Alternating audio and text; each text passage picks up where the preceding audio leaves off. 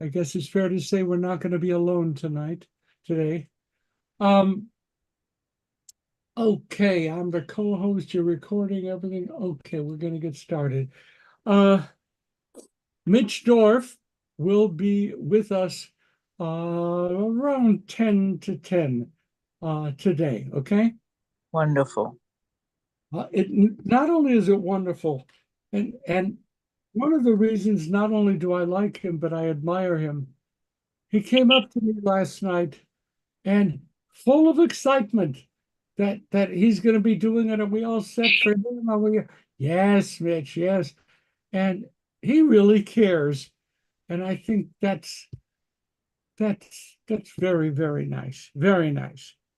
On September 22nd, there is a visit to the Nova Music Festival Memorial that's going to be held in Culver City. So that's going to be a biggie, September 22nd. Then on September 28th, you got to catch this for the change. There is a Slichot program and services, September 28th, Saturday evening, at Temple Emmanuel, not at Wilshire, okay? At Temple Emmanuel. I've seen pieces of the program. It looks like it's terrific. Slichot, September 28th, Temple Emmanuel.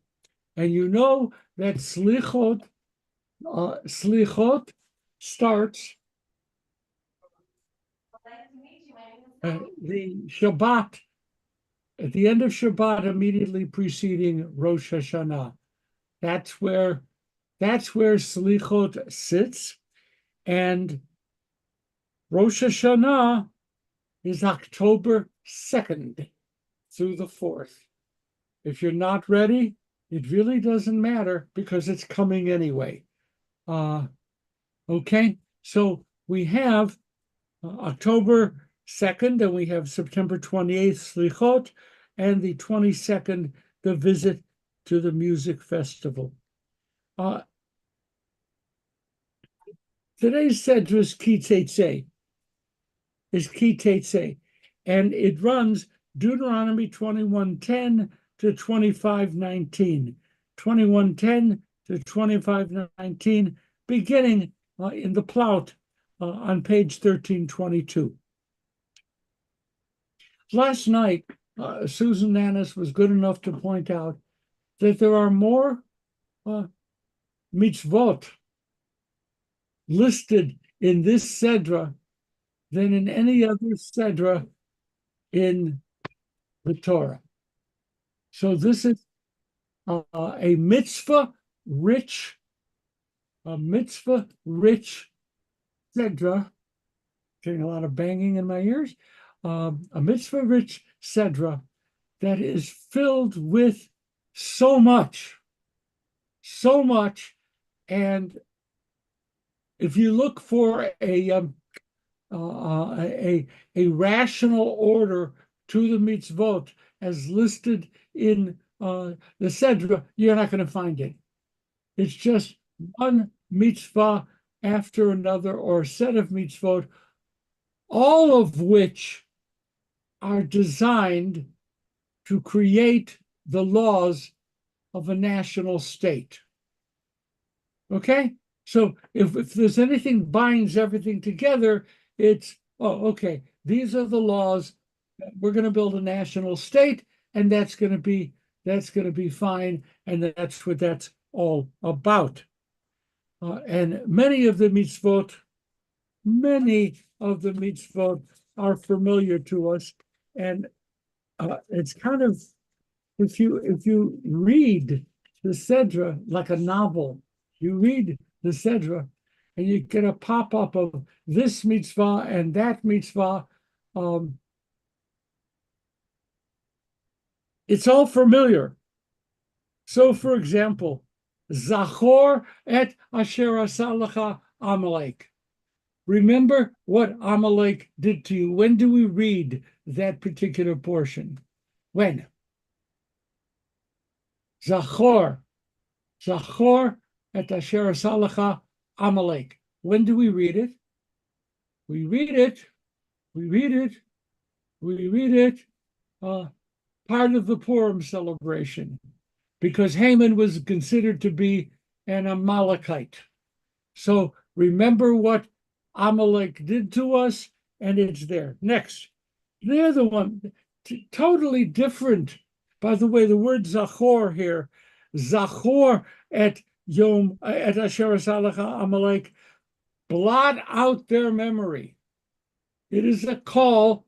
Now, dirty comments would say genocide. It's a call for righteously removing from the earth an entire people. And that's a mitzvah. It's a mitzvah to go out and kill all the Amalekites. Why? Because of what their ancestors did to us when our ancestors were leaving Egypt.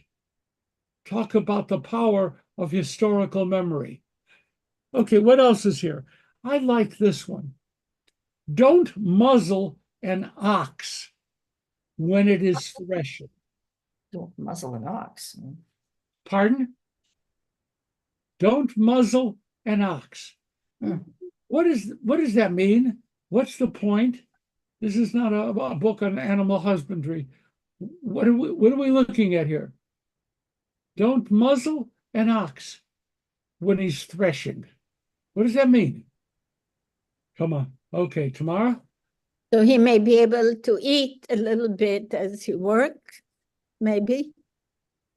The animal is designed to work, but the animal is still a creature. And if you muzzle the ox, the animal is doing the reaping and not the eating. And the Torah considers that cruel. That's cruel. Don't do that. Don't do that. There's a parallel one that doesn't want us working an ox and a donkey together. Don't do that. No. You mean Torah has enough time to worry about the emotional state of a donkey? And the answer is pretty much yeah. Don't do that because they're of unequal strength. And that means that one animal is going to affecting the other in the process of work. Don't do that. Don't do that. Okay. That's nice. This next one, I really like. It's kind of, I have declared it to be pre-Maimonidean. What does that mean? When you are harvesting your field and bringing in the sheaves of grain, and then you notice that one sheaf has fallen off of your wagon, don't go back and pick it up. Why? Why? Why don't go back? Why? Donna. Poor people are going to pick it up. The poor can gather it up behind you. That is so correct. That is, so there's an idea here that there's a level of mitzvah which allows the poor to have dignity, the dignity of labor, to go out and pick up the leftover grain rather than showing up at a food distribution center. So if the wagon drops a sheaf of grain, leave it. That's a sign that the poor should have it. I like that. I really do. I think that's pre-Maimonidean. Then I remember, do I remember Deuteronomy 24? At HUC, we had a whole course on Deuteronomy 24. And what is Deuteronomy 24? The giving of a get and the establishment for grounds of divorce. There's a whole section in the Talmud called Gittin, right? Gets, divorce documents. And the whole basis of Gittin are the 4 verses in Deuteronomy. That's where it tells us how it's okay to sue for divorce and what are the proper grounds for divorce. And the Torah is amazingly clear. If the husband suspects an ervat davar, a certain something of disgrace, that's grounds for divorce. Now, why do we need a whole tractate of the Talmud to figure out what those verses mean? Because no one knows what ervat davar is. The argument is the Torah says it. It's very clear. Problem is we don't understand it. And it ends that way. Gittin is filled with ways of trying to understand the grounds of divorce. They get back to ervat davar. Some of the rabbis will argue erva, something unseemly, something sexually wrong. Erva, he found erva, divorce her. Oh, the other rabbis say, no, it's davar. It's anything that happens that causes a rupture in the relationship. So are you on the erva side or are you on the davar side? The literature is filled with that argument, and I love it. We studied it for close to a semester. The laws of Gittin as based upon 4 simple verses in Deuteronomy. If you read 24, 1 to 4, whatever it is, if you read that, it doesn't read complicated at all, except no one understands what it means. So, cool. That's how, by the way, this is a secret. That's how rabbis keep their jobs. Okay? You create a situation in which no one has the answer except the rabbi. I like that. Then you have a rule here against cross-dressing. Cross-dressing. Where in Jewish law is cross-dressing permitted? Where? Oh, Sue Casa, I ask you to speak. Oh, wait, Sue. I want to say welcome home, Sue Casa. We missed you a lot. I missed you a lot too, but I had fun. I don't really care if you had fun. It was so great seeing you last night and then knowing that you'd be here. So there we are. So where in the Torah and in Jewish law, not in the Torah, where in Jewish law is cross-dressing permitted? Maybe even mandate. Cindy. Purim. Purim. Yes. When you dress up in someone of the opposite sex, like someone of the opposite sex on Purim, it's acceptable. But by the way, you damn well better be out of that dress by the night of Purim. When it's over, stop. Don't do that. Don't do that. So that's there. It's all there. And then one of the most well-known and painful teachings. When you are going out looking to gather birds' eggs or the fledglings. All right, Donna, what's the story? You were nodding your head, so you seem to know what it is. What is it, Donna? If you're going to be gathering either the baby birds or the eggs, you should shoo the mother away so that she doesn't see you taking her babies or potential babies. So she shouldn't be obsessed. Oh my goodness, that is so precious. I'm sorry, who's talking? Donna, Lady Madonna. I Okay, gotta we're working with a hand-raising approach, but go ahead. I was just agreeing with Donna, Donna, that's just, Adonai is amazing. Torah is amazing. Yeah, it is that. Steve, you have, no, I have my question is cross-dressing, is there an exception for theater? Or if there is, how do we get there? I'm sorry, I didn't follow the question, Steve. There's clearly cross-dressing in theater. Yes, So how is that justified? Is this, I guess, is the commandment limited to when you are trying to deceive someone? well, there is, it's a great question. One of the problems the rabbis try to answer is, was this an effort to try to blot out, tamp down idolatry? And did people sometimes, in the process of worshiping foreign idols, did they sometimes cross-dress? This may have been the thing. But remember,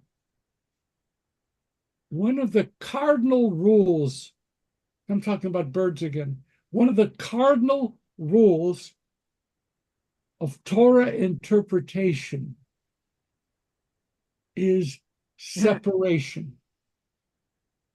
You are either this or that. And it's either Shabbos or not. I mean, kosher, treif. It goes all through the legislation. And is there an element of cross-dressing? Is a confusion of identity. I would say there's that. Tamar, do you want to offer something else as a reason? That's pretty much it. Now you say with regard to theater, it's certainly appropriate within the theater experience. And one of the reasons is it is so clearly not idolatry. It so clearly is not. And so it goes. I don't know if that's a happy answer, but you're right. It's a question. It is a question. Sukasa. The Torah is not clear on the definition of sexes, from my understanding. It talks about different kinds of people, 6 or 7, if I remember correctly. And if that's the case, how can they then say you can't cross-dress? And I think this is particularly important in view of what we're seeing today in terms of sexuality. Oh, Do you understand my question? Pardon? Do you understand the question? Well, I understand the question. And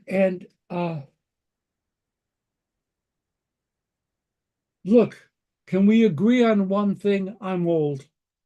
And you know, it's like I am a survivor of the dinosaur age.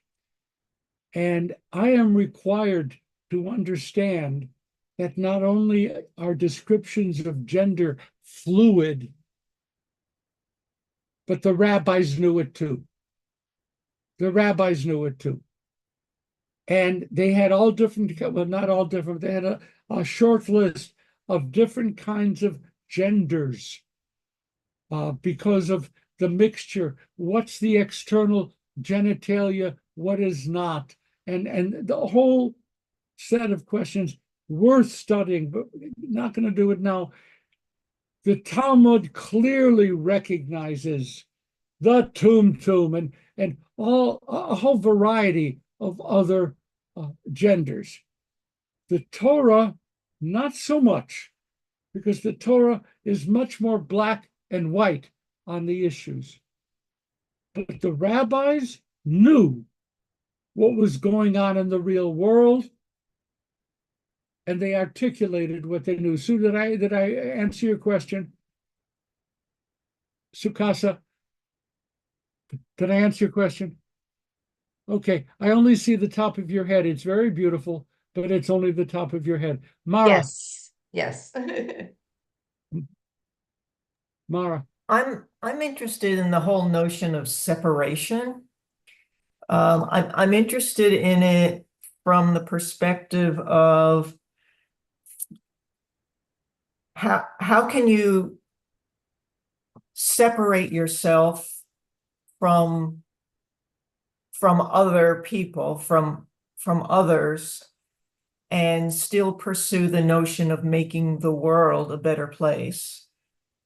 You see, it's a great question. That's a couple of hours worthy of question. The dividing the genders is not denigrating one. First of all, okay, there are, from the rabbi's perspective, there are two genders. There's this male type and the female type. Fine.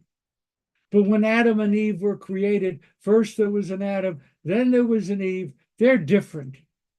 And that's the way it should remain. And it runs that way through the rabbinic literature, except the rabbis, some of them, show a great deal more knowledge of science and thus flexibility. But you're right, if you take when I'll give you, I have a winning example. I love when that happens.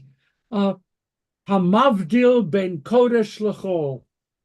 We say Saturday night, God separates, we separate between the holy and the profane, between Shabbos and the rest of the week. Does that mean the rest of the week lacks holiness?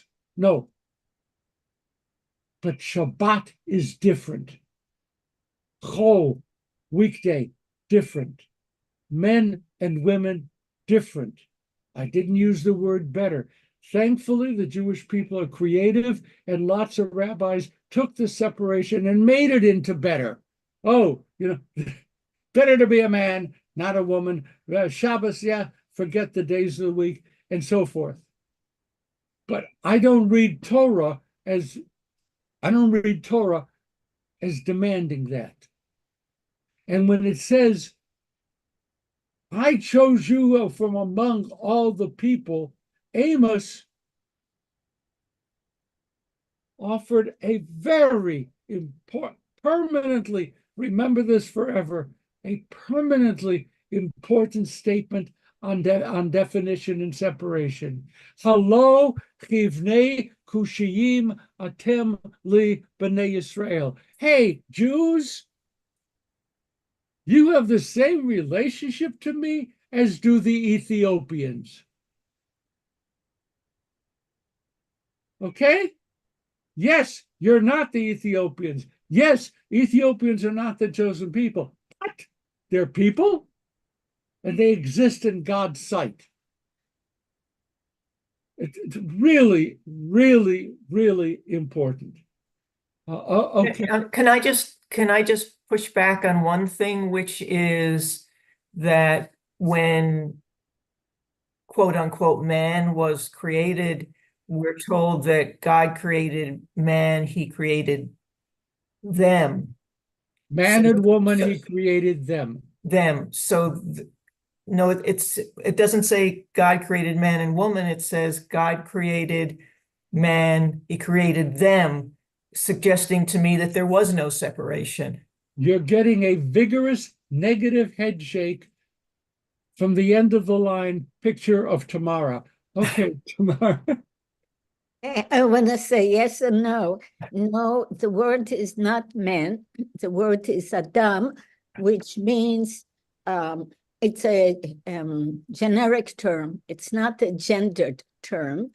And you know that it refers in Genesis at the beginning, in chapters 1 and 2, to both and to humankind. Adam is a human being and undifferentiated. So man was not created first. And that's very clear if you go to chapter 5 of Genesis, when it says God created male and female, and God named them Adam on the day that they were created. So Adam in chapter 1 is presumably differentiated, and it's referring to humankind. Now, you are right that in chapter 2, there is a process of separation. But I think one of the things that distinctive about the Torah is the importance of having a self that has its own boundaries as a precondition for relationship. Wait, hold it. That was actually a beautiful statement. Would you mind just repeating the last sentence? Okay, the Torah and the Bible hold that having a self, a sustainable whole self being, is a precondition for being in relationship. That relationship does not mean blending, does not mean becoming undifferentiated, but rather being connected by choice or circumstances. But cultivating a differentiated self is very much a biblical sense of who we are as human being, and that starts in Genesis 2, after the oneness of humanity. I happen to think that was a very important statement, and it is actually the basis for a lot of the counseling that I have done over the centuries, because people first need to come to terms and accept, and may I dare say, love themselves before they can establish relationships significantly with others. And it's a very interesting thing when people, when the isolated person sits in a room crying piteously that they have no friends. Well, do you like yourself? Do you like the person you are? Do you respect the person you are? And then we go on from there. And if I could only charge what doctors charge, I'd be very rich. Rabbi, Okay. may I ask you a question? I have my hand up. No, we're going to wait for hands to be raised and called. Thank you. Okay. Okay, Thank you. Rebecca? I'm not exactly sure how to put this.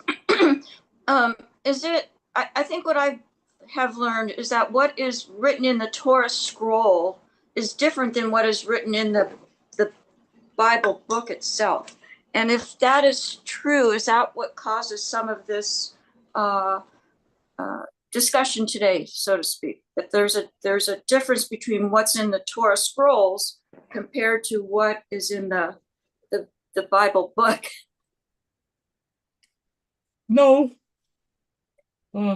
No, I don't agree with that perspective, Rebecca, though I respect the person who offered the perspective.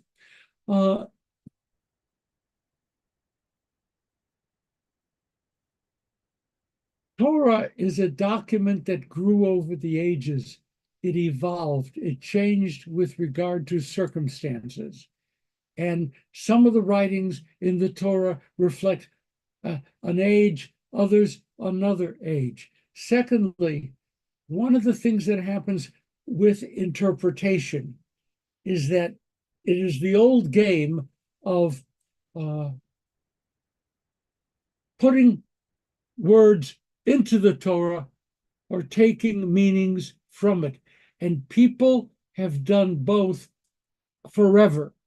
You understand that sometimes we have a need to denigrate women, and we'll look to the Genesis story and use it as a proof text. That's wrong.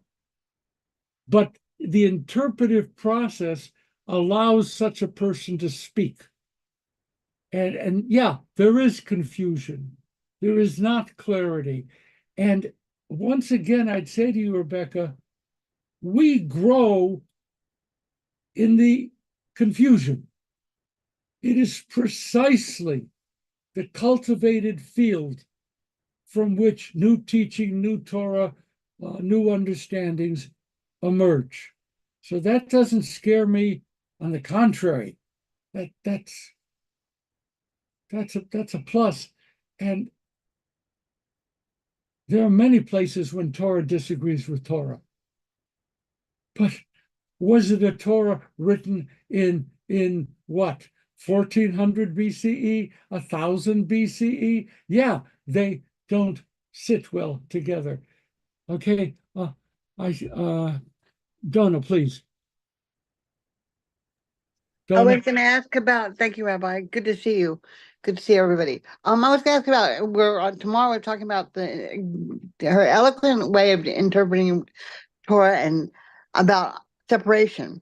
When God said, let us make man, can you explain when God says, let us make man in our image? yeah, I mean, boy, thank God for that quote. Do you know how many sermons over the centuries have been devoted to, and you are in Demut Elohim, you are in the image of God.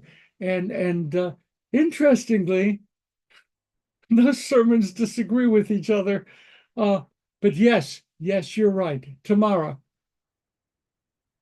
Yeah, I want to get back to Rebecca's point. The Torah that is in your Bible is the same Torah that is on a Torah scroll. But Yes, the Bible has many more things in it in addition to the Torah. And that's some of the differences come not only, as Rabbi Stan said, from contradiction within the Torah itself, but the fact that the Bible, which is understood to supplement the Torah, has much more stuff. And it's a wide open document. That is to say, though the Talmud is completed or the rabbinic whatever, people are still adding to the corpus. And still, do you realize what that means when you have thousands of pages and people are still trying to figure out what it all means? Yes. And thank you for your question, Rebecca. Thank you. Okay. So don't muzzle an ox, pick up the leftover sheaves, laws of divorce, no cross dressing.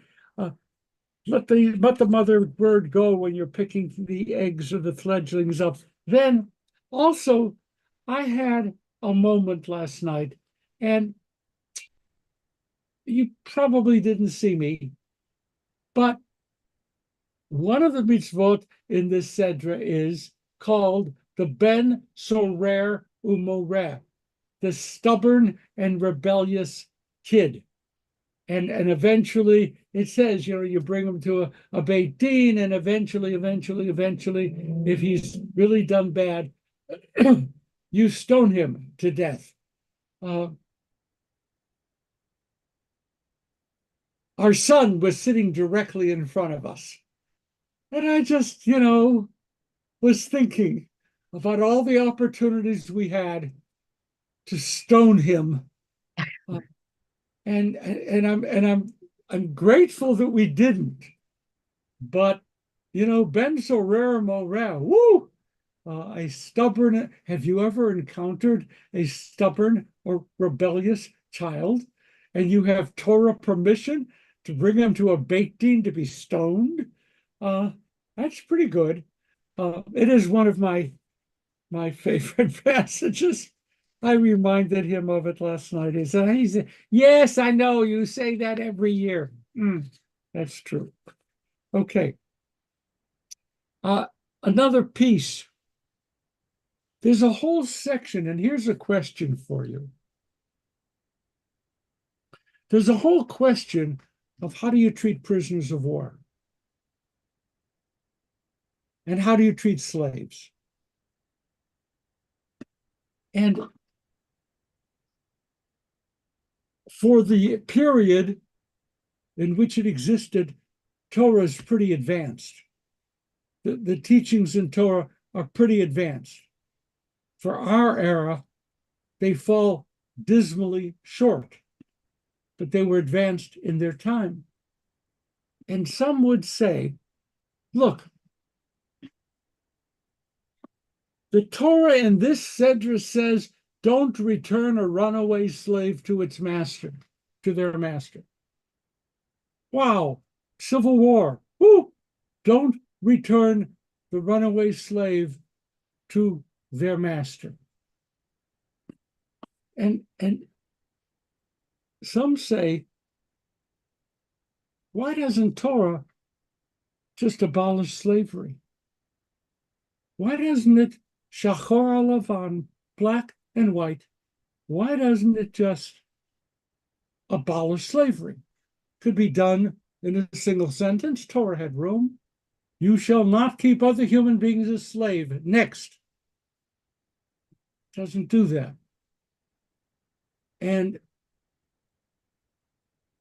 that's a criticism of the moral underpinning of Torah. Because, by the way, this passage, which talks about don't return a runaway slave, was used during the Civil War against people who were trying to save runaway slaves. In that sense, Torah was used for very nefarious purposes. Why doesn't Torah just forbid slavery? In the Talmud, they work around it, making a difference, for example, between an Israelite slave and some other type of slave. And the Torah itself says that when a slave, after indentured servitude, whatever it is, you're supposed to allow exit for that person. And if not, do you remember what happened? You take the person to the doorpost and put here's their ear. You punch a hole in the ear, and that's a sign that this person voluntarily chooses not to leave servitude. So the Torah doesn't favor servitude. It makes it easier for the Jew who's a slave. Remember that most of those cases when Jews were slaves were indentured servants. Somebody lost all their money, lost all their property, lost everything, and they end up having to give themselves over into indentured servitude. And also a result of to pay off the debts. That's a major category. So why, Steve? It seems to me that you, at a certain point, in order to maintain the compliance of the people, you have to recognize certain realities of their community and mores and civilization and customs. And if you out and out try to undermine everything that is within their society, you're going to make no progress whatsoever. So you have to draw a fine line between elevating everybody in a way that doesn't totally denigrate what is common practice. Well thought out and appropriate. Brad? Rabbi, I have a more general question. So maybe you want to listen to Jonathan first, who's maybe going to speak directly about this passage. Oh, okay. Jonathan, you're up, but now you have stage. Hey, you have lights on you. You are not quietly asking a question. Go ahead. I only had one small point to add to yours about the culture and the indentured servitude. It does actually, I think, feed into a little bit of what was said later from Steve, but that I believe it's the only case, at least that I'm aware of, that a slave was to be kept for life was in the case of the foreigner. Yes. And in general, because the Torah says to the Jew that anyone who kidnaps a man and steals him for money or sells him for money, the buyer and the seller should die.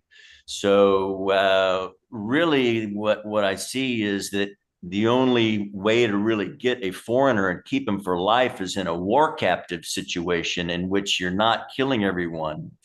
And so the idea of that is that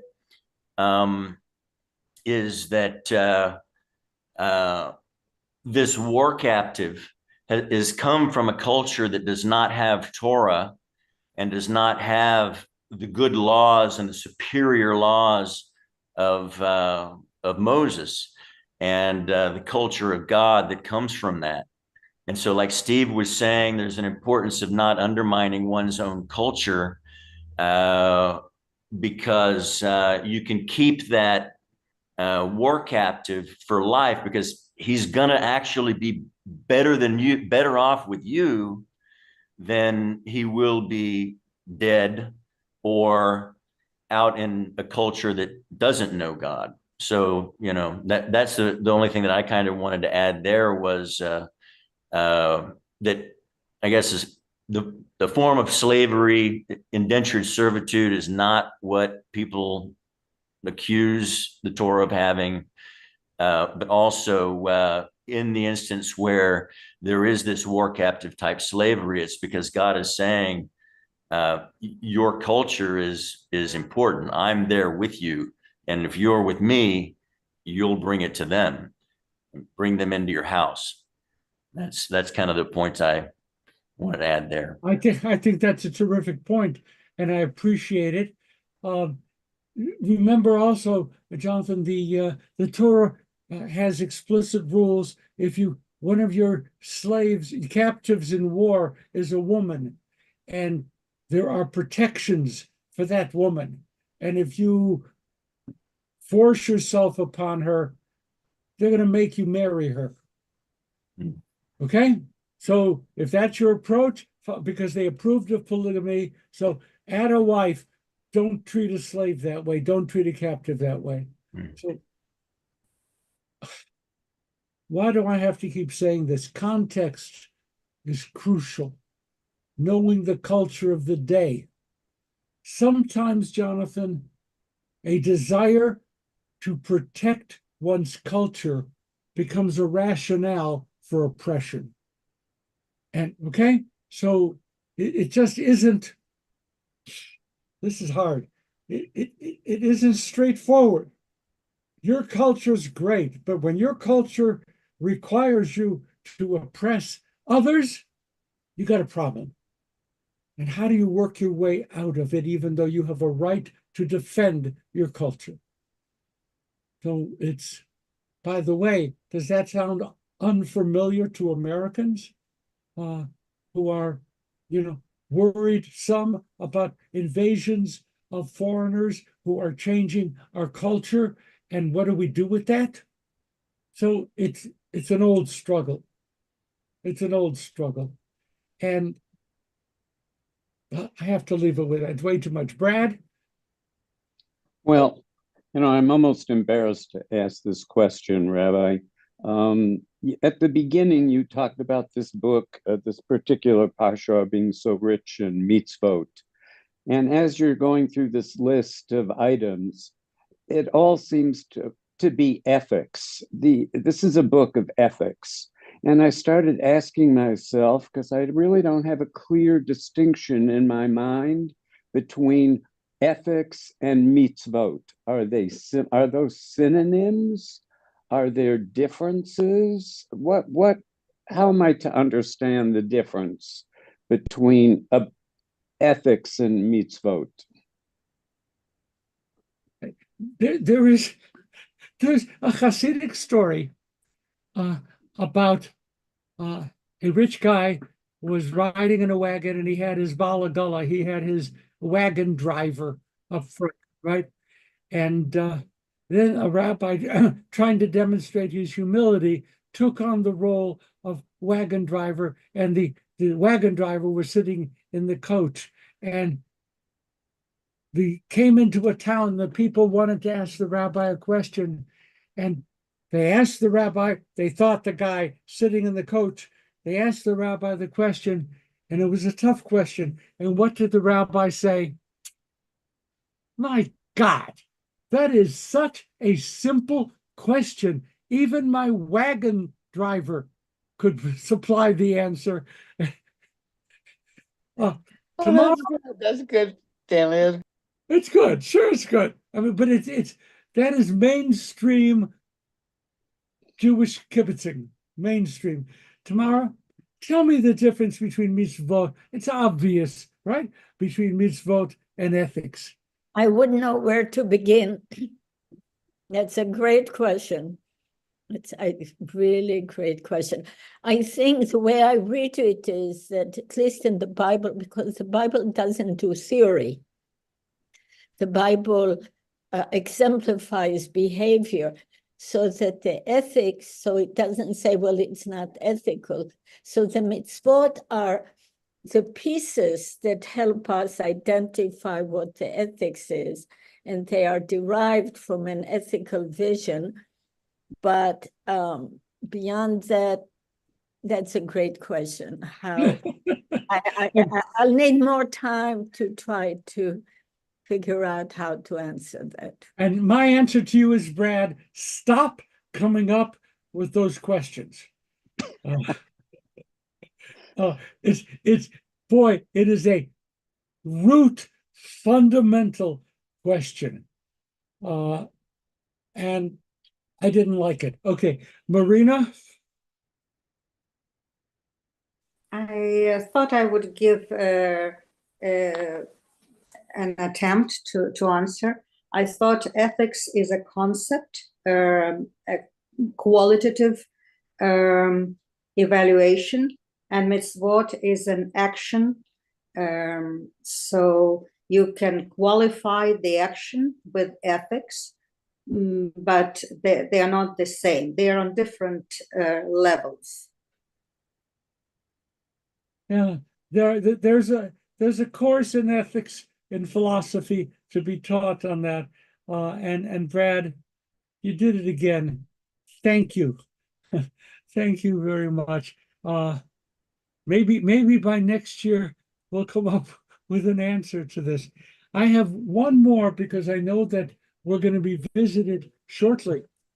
We can't finish this, but this Sedra is huge on the question of individual responsibility. Individual responsibility. If you look, I actually prepared.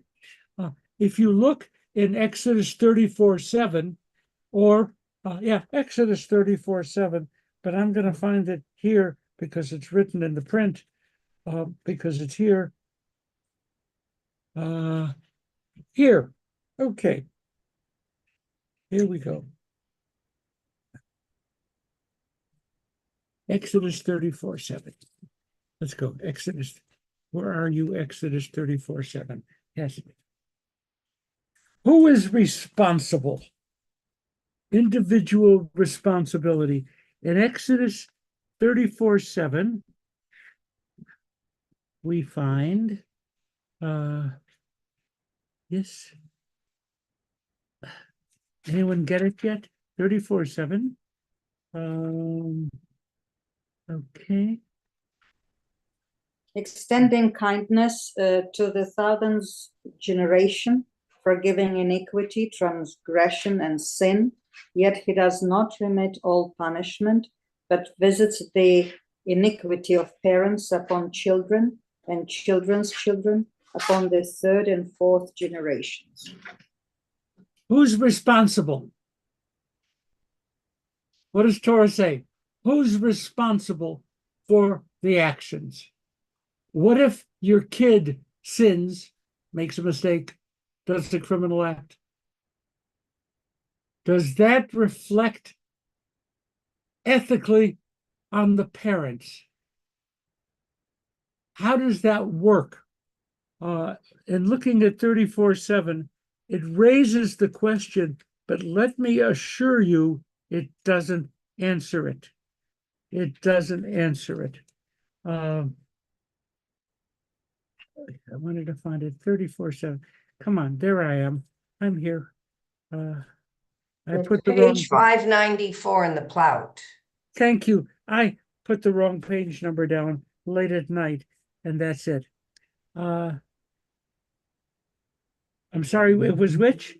Page 30, it's page 594, and it says, extending kindness to the 1,000th generation, forgiving iniquity, transgression, and sin, yet Right. not, yeah, Yes. got it?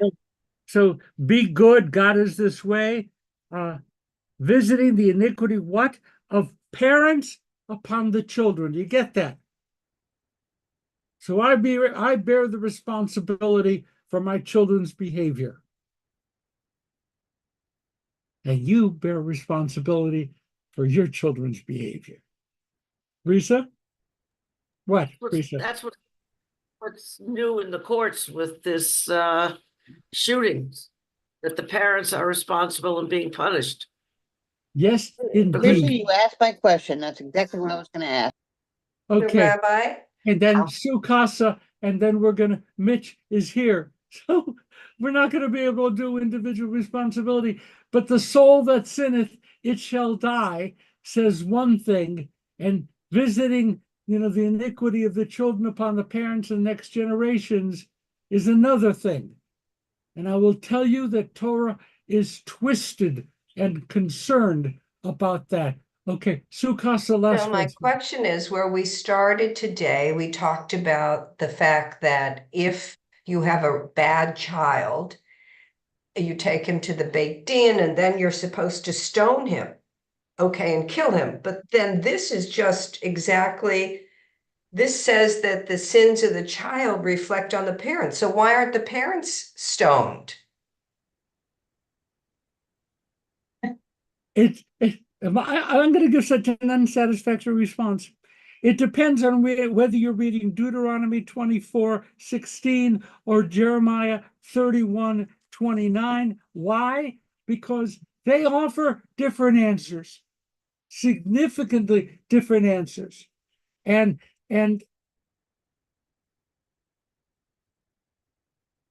there is the Jewish halachic perspective, and then there's the cultural perspective. I'm sorry, we don't have time to do this today, but don't we blame parents when kids go crazy? Fair or not fair? Valid or not valid?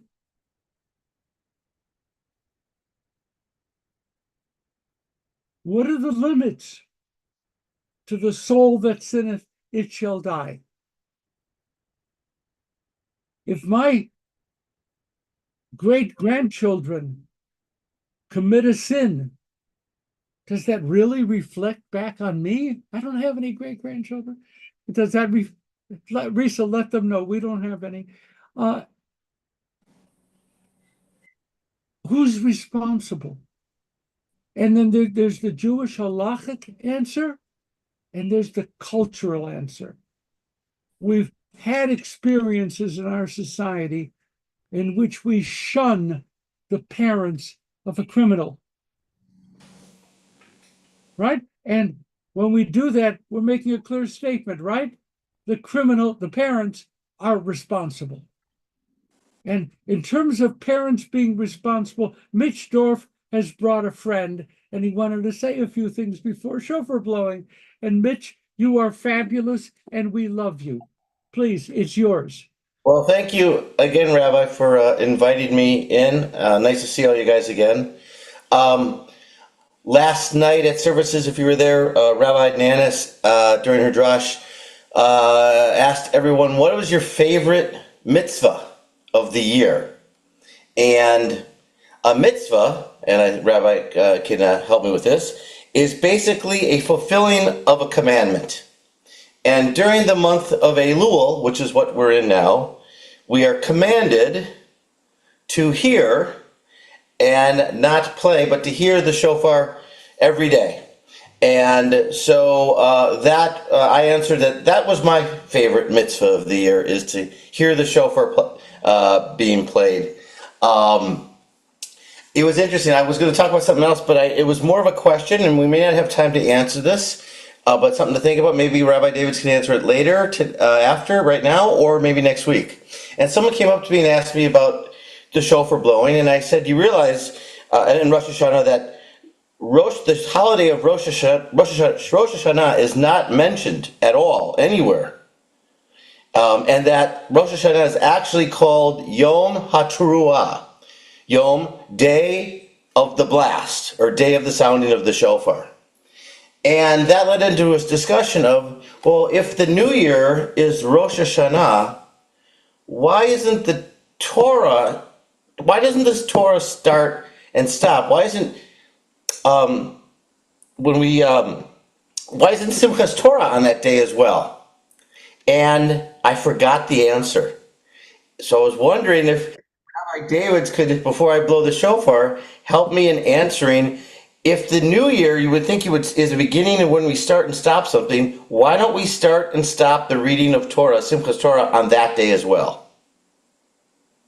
I'm sorry, we don't have time to discuss that. Okay, that's what I'll leave that as homework for next That was such a weak answer. Tamara, can you give a one sentence on that? No, except that the Bible's New Year actually begins in Nisan and not on Rosh Hashanah. So calling Rosh Hashanah is a very late post-biblical concept. The head of the year is Passover. Just before Passover. Just before Passover. That, in biblical terms, is the start of the year.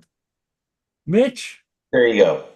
So anyway, that was something. Well, we can talk more. I know we're running out of time. So, Rabbi, if you want to do the Tekiah, Shvarim Torah Tekiah, we will fulfill our mitzvah, our commandment. All right. Okay, folks, we can all do this together. You don't need a rabbi. So, first of all, call out Tekiah. Come on, folks. 1, 2, 3. Tekiah. Everyone together. Shvarim Torah. Shvarim Torah.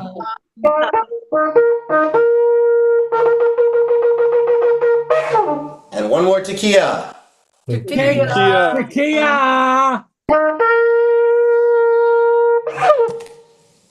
Mitch. Have a good week, everybody. Thank you. Magnificent. Shana Tova. Beautiful. Have you ever done the shofar? Have you ever done the shofar calling names before? This is a first. Isn't it exciting? Okay. I like this stuff. Forgive me. I just do. Okay. We're going to have to shift. Forgive me. What a day today has been. Thank you. And we're going to have to go to Kaddish. But every once in a while, it doesn't hurt to pause and realize that you are an extraordinary group of people with extraordinary commitment and intelligence. And that's why I love you. You stand, forgive me, here's separation. You stand above the masses. And you do what everyone should be doing, but you're doing it. Thank you. Thank you. Thank you, Rabbi. Now we should cater. We should have cookies, but okay. It's okay if I have a good time, right? Is that okay? Yes. All right. For sure. Those who have passed away during the past month: Cyrus Farzam, John Melnick, Howard Schechter, Mark Yanbemring. The yahrzeits that have occurred during the past week: Adeline Applebaum, Helen Sadie Bear, Sylvia Band, Fred Barbanel, Samuel Bauman, Ida Berman, Gordon Bodek, Earl Bogdanoff, Lawrence Chiswick, Betty Cohn, Ann Cohn, Milton Cole, Joshua Davidell, Douglas Delaney, Susan DeMille, Gladys Ehrlich, Carolyn Farkas, Melvin Fischler, Ted Flicker, Elsie Fogelman, Pauline Foreman, Simon Frankel, Joan Freibergs, Harry Friedman, Sadie Friedman, Beatrice Gary, Joni, Marlene Gordon, Stella Gorin, Grace Gottlieb, Cole Grossflam, Jenny Gross, Robert Hellman, Martin Hertz, Sandra Moses Hyman, Winnie Kaltman, Sylvia Kaplan, Zev Kakomi, Jack Caston.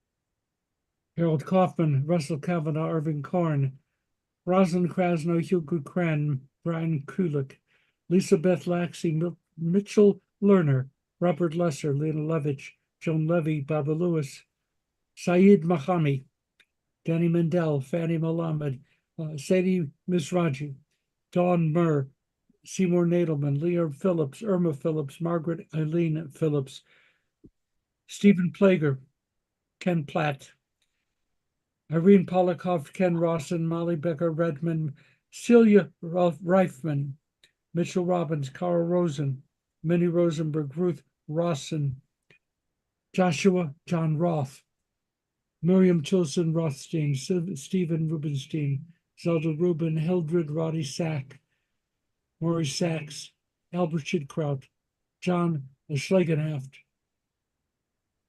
Pearl Schneider, Margaret Schoenberger, Sam Schwartz, Carol Shanboom, Eric Shannon, Helen Chapeau, Mendel Schoen, Thelma Sills, Alice Silverman, Jacob Silverstein, Belle Davis Sokolov, Saul Seller, Laura Sarrett, Kurt Stern, Renee Tobias, Benjamin Topas, Stephen Washington, Libby Werbner, Shirley Wind, William Wolfe, Robert Wynn, Florence Zucker. If there are other names to be remembered at this time, I would ask that you speak their names aloud now, and we will join with you. Patty Hecht. We bear in mind also the names of all of those who died in defense of our country, to all of those who died in defense of the state of Israel, to all of those who were slaughtered through senseless acts of cruelty, to those who have no one to say Kaddish for them. We blend them all together as we join together in the word of Kaddish.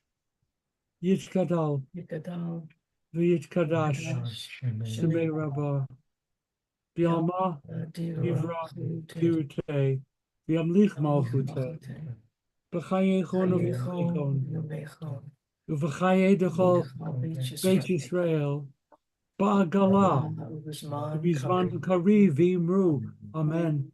Yehi Shmei Rabba Mavarach, Le'olam Le'omei Amaya, Yitbarach, Yishtabach, V'yitpa'ar, V'yitramah, V'yitnaseh, V'yitadar, V'yitaleh, V'yitalal, Shmei Dekudesha, Brichu, Le'ela Min Kol, Birchata V'shirata, Shushpachata V'nechamata, Shaviran B'alma V'imru Amen, Yehi Shlomo Rabbah, Min Shemaya, V'chayim Aleinu, Kol Yisrael, V'imru Amen.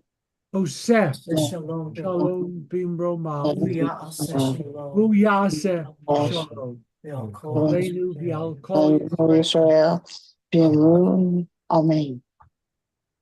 May God, who makes peace in the high places, make peace in our hearts, make peace in our homes, make peace in the household of Israel, make peace among all the families and nations of earth. And let us say, Amen. Amen. Amen. Karen, I know it's sneaky, but I'm saying hello to you because I can see you. You let me see you. Ha ha. Okay. Shabbat shalom. Shabbat shalom. Shabbat shalom. Thank you for a Shalom. wonderful class. I Thank wonder, you so much. Matan Tova. See you. Bye. Bye, Merle. Bye, Cindy. Bye, Susie. Bye. Bye, everybody. Love you. See you. Have a great week. Bye, Stanley. Bye, Risa.